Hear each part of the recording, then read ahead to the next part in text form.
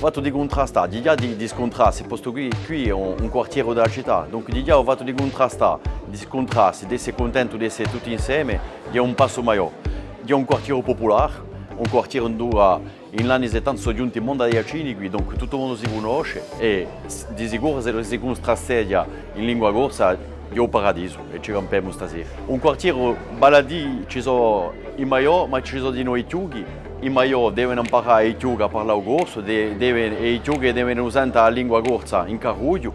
Il quartiere di Salini di tanto in tanto si può sentire la lingua corsa, ma si può sentire la lingua iacina. E i maggiori qui hanno capito che hanno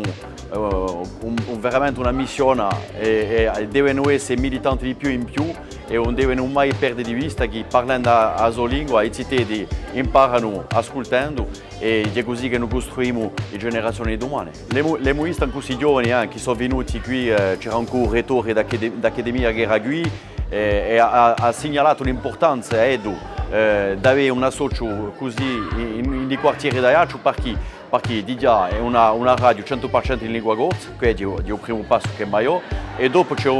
di nuovo un aspetto di formazione, di informazione, di nuovo posto che è una radio usa scopo di dare informazione, di informare, e questo per i nostri cittadini è importante perché quando sono qui in Caruglio, essere qui in sta socio qui e diventa mestiere. Una radio è un mestiere di noi, dunque bene un mestiere contrastando in lingua corsa, 100% in lingua corsa, e questo il gioco è giocato per tutto il mondo e la lingua corsa che vince.